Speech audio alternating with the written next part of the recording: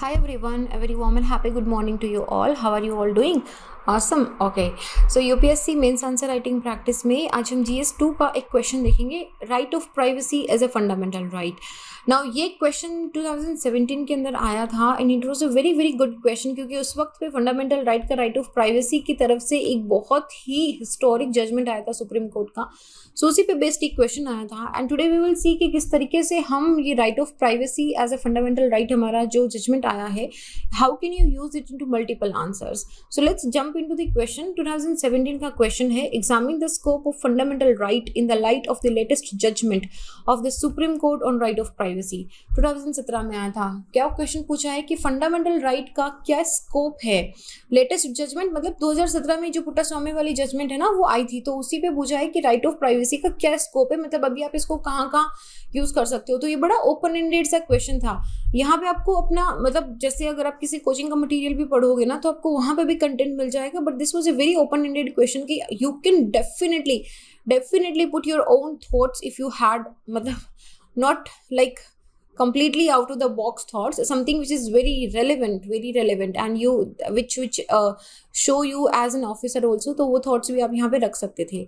So what happened कि court ने, supreme court ने राइट ऑफ प्राइवेसी को एक कॉन्स्टिट्यूशनल प्रोटेक्शन दे दिया था. उन्होंने बोला कि कॉन्स्टिट्यूशनल राइट, कॉन्स्टिट्यूशन के आर्टिकल 21 के अंडर प्राइवेसी जो है ये फंडामेंटल फ्रीडम या फिर लिबर्टी जो आर्टिकल 21 के अंडर गारंटेड है उसका एक पार्ट है. उन्होंने बोला कि कोई भी person shall not be deprived of his life or personal liberty except some procedures which are established by the law. तो यहाँ पे इन्होंने पर्सनल लिबर्टी प्लस लाइफ दोनों की बात कर दी थी यहाँ पे. तो कोर्ट ने जो ये वर्डिक्ट दिया था, ये ऑल्सो सेड कि individual privacy is also a fundamental right. जो डे टू डे हम लाइफ करते हैं ना, जैसे कि आपने जैसे कि तब डेटा हैकिंग की भी बहुत बात थी कि how government can use the data without your permission also, with the consent also. So it has the impact upon your eating habits also, because एक बार आप कोई गूगल सर्च में हिस्ट्री कर लो, वो सारी आपको सारी सोशल मीडिया पे जो भी आप पेज खोलोगे आपको वहाँ पे दिखती रहेगी. आप एक बार अमेजोन पे कोई चीज़ सर्च कर लो कि मुझे ये चीज़ खरीदनी है, सारे पेजेस पे आपको, गूगल के पेजेस पे वही आपको लिंक मिलते रहेंगे कि ये ऑप्शन ले लो, वो ऑप्शन ले लो. So it has an impact from the eating habit to the online behavior and from the sexual preferences to the welfare scheme habits also. तो judgment जो है it amplify the fundamental right scope into certain ways. सबसे पहला तो है कि ये आपका concept of privacy की, उससे पहले ये था कि प्राइवेसी क्या होती है, जब तक सरकार है, सरकार के साथ कोई प्राइवेसी होती है क्या, that was completely taken away when this judgment was given कि जो कॉन्सेप्ट ऑफ प्राइवेसी है it is the right to liberty and dignity के साथ आता है. It is embedded in the right of liberty and dignity. My privacy is very much linked with my liberty and my dignity. So everything done in exercise of the freedom could be attributed to the privacy. और दूसरा उन्होंने, आप ये भी उसका scope ले सकते हो कि जो आर्टिकल 19 के अंदर जो हमारे राइट्स गारंटेड हैं उनको ये एम्पलीफाई करता है. जैसे कि जितने भी लेजिस्लेटिव एक्ट या एग्जीक्यूटिव एक्शंस होते हैं, they have the meet to rigours of the right of privacy also, कि आपको राइट ऑफ प्राइवेसी को भी मीट करना है वहाँ पे. आर्टिकल 14 ले लो आप, राइट टू इक्वालिटी वाला, that can only exercised when you have the right of liberty and the freedom of choice, otherwise उसका कोई सेंस ही नहीं रहेगा.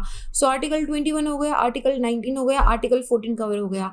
उसके बाद सेक्सुअलिटी एंड प्राइवेसी पे भी था कि it's your personal opinion, if you want to make it public you make it, otherwise you don't make it.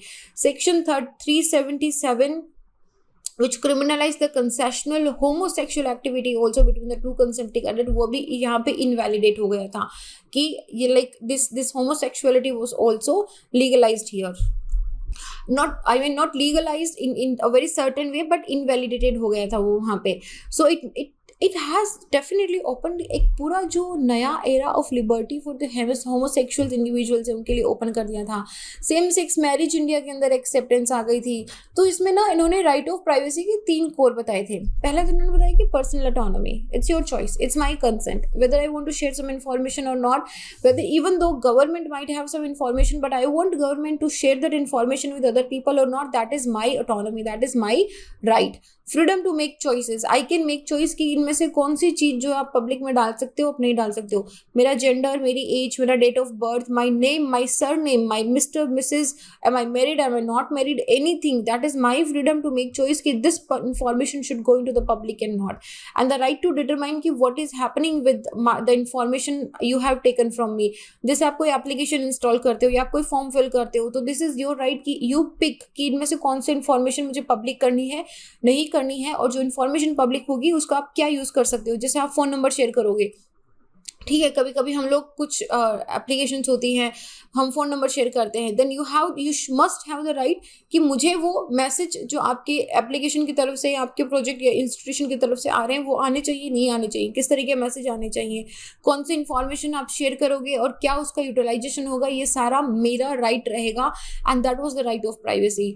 तो यहाँ पे पर ये ना इसने एक आधार के लिए चैलेंज लेके आया था, क्योंकि राइट ऑफ प्राइवेसी आधार के अगेंस्ट में चला गया था, लेकिन सुप्रीम कोर्ट ने वो जितने भी एप्रीहेंशंस थे आधार और राइट ऑफ प्राइवेसी लेके उन सबको बता दिया, बोला कि आधार scheme violates the right of privacy, saying that minimal data was collected in the enrollment process। लेकिन जो डेमोग्राफिक एंड बायोमेट्रिक डेटा जो आधार में हम देते हैं, हमारा फिंगरप्रिंट, आइरिश प्रिंट, या फिर हमारा जो डेमोग्राफिक पूरा एट्रीब्यूट डेटा हम देते हैं आधार एक्ट में, वो आपका फंडामेंटल राइट ऑफ प्राइवेसी को वायलेट नहीं करता है, as the information sort is very limited, और उसका पर्पज सिर्फ और सिर्फ आइडेंटिफिकेशन के लिए है। तो ये नहीं बोल सकते आप कि अच्छा आपकी जो राइट ऑफ प्राइवेसी इसके अगेंस्ट में जा रहा है कि मेरा data, it is only for your purpose कि आपने जो आधार आपकी इन्फॉर्मेशन के साथ बनवाया है वो आपको काम आएगा, कि आप उसको कहाँ पे यूज करोगे। जैसे किसी सर्विसेज को, स्कीम्स को यूटिलाइज करने के लिए हम करते हैं, and nobody could be told by the state कि व्हाट, ये चीज गलत हो जाती है कि मैंने एक बार सर्च करा कि यार मेरे को पिज्जा खाना है, तो मेरे को 50 पिज्जा के एडवर्टाइजमेंट आने लग जाएंगे। एक बार मैंने पोलका ड्रेस देखी तो मेरे को 50 पोलका ड्रेस के आ गई। एक बार मैंने बीजेपी के बारे में सर्च करा तो मेरे को बीजेपी का आने लगा। This is wrong, this is like you are changing my opinions, you are restricting my choices, ठीक है ना। क्योंकि अभी बाकी चीजें मैं सर्च नहीं कर रही हूँ। जैसे आप यूट्यूब पे भी देखते हो कि आपको एक ही चीज आती है, तो उसके आप एक कोई चीज सर्च करते हो, जैसे आप पंजाबी गाने देख रहे हो, आपकी टाइमलाइन पे पंजाबी गाने ही आएंगे, कोई दूसरे तरह के गाने, ऑफ बीट म्यूजिक आएगा ही नहीं। So this also at some point restricts your choices also. Euthanasia की चॉइस है, जैसे इंडिया के अंदर ये डिसअलाउ है कि मेडिकली असिस्टेड सुसाइड माना जाता है इसको, हम we don't allow the active euthanasia here, even the euthanasia itself, but the bench said ki it is right to privacy also include right to refuse food and even medications also. If the patient wants to stop taking the medication, that is the person's right. Information control also, ये हर एक individual को power देता है, and it works as a shield also, कि मेरी कितनी information को control करा जा सकता है, कैसे यूटिलाइज करा सकता है। Reproductive rights also, supreme court ने ये भी बोला है कि जो रिप्रोडक्टिव राइट है they are inherent to the right of life and liberty.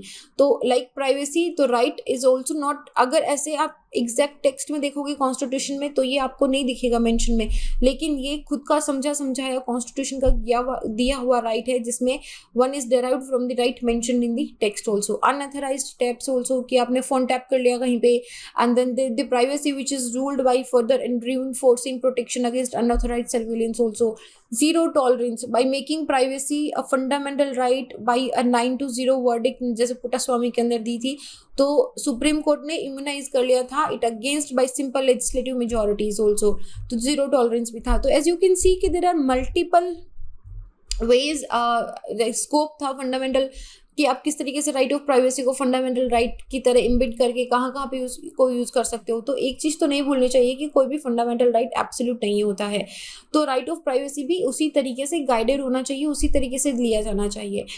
Constitution बहुत सारी लिमिटेशंस डेफिनेटली इम्पोज करता है into exercising the fundamental right, but right of privacy जो है ये केस टू केस टेस्ट होके फिर उसका इम्प्लीमेंटेशन होना चाहिए, क्योंकि प्राइवेसी खुद में एक बड़ा कॉम्प्लिकेटेड एंड कंट्रोवर्शियल इशू हो जाता है कि which thing you consider as a private and which thing you don't consider as a private.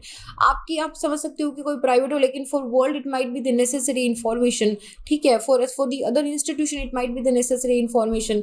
तो ये हो सकता है, ये डिपेंड करता है। तो इसीलिए जो जजमेंट सुप्रीम कोर्ट के आते हैं, जैसे आते रहेंगे, तो वो क्या करेंगे और भी ज़्यादा इस आइडिया को एक्सप्लोर करते रहेंगे कि किस तरीके से आप प्राइवेसी को, लिबर्टी को, इक्वालिटी को, किस तरीके से एक आदमी डिग्निफाइड लाइफ जी सकता है, इस एरिया को एक्सप्लोर करे जा सकता है। So it will definitely help in creating a robust legal framework for privacy in India also. So ये आई थिंक आपको समझ आया होगा कि किस तरीके से इसके डिफरेंट स्कोप्स हो सकते हैं राइट ऑफ प्राइवेसी के, right. So this was about the scope of fundamental right. So okay, हाँ, also in the last video also I asked you कि if you have any topics जो आपको लगता है कि we should cover it, कि आपको समझ में नहीं आ रहा है, आपको कंटेंट नहीं मिल रहा है, we should cover it with the answer writing, please drop in the comment section, या आप मुझे इंस्टा या टेलीग्राम पे भी बता सकते हो, जहाँ पे भी सूटेबल लगे. We will try to cover those topics into answer writing, क्योंकि आंसर राइटिंग में हम क्या कर रहे हैं, if you see every day we are picking a new topic from one subject. GS1, GS2, GS3 and 4 में हर एक सब्जेक्ट में से हम क्वेश्चन ले रहे हैं, and we are covering the whole topic so that you understand the whole topic. तो कोई ऐसा सब्जेक्ट है जो आपको समझ नहीं आ रहा है कि यार ये बात तो बिल्कुल समझ नहीं आ रही है, मैसेज में लिख दो, नीचे कमेंट में लिख दो, उसमें से क्वेश्चन पिक करके हम उस टॉपिक को कवर अप कर लेंगे. Okay, cool, awesome. So my name is Santosh, and if you want to contact me, आप मुझे इंस्टा या टेलीग्राम पे little_simple_ बुथा पे सर्च कर सकते हो. This is it. अपना ध्यान रखो, take care of yourself, take care of your smile, take care of your health, and I will see you guys in the next. जय हिंद.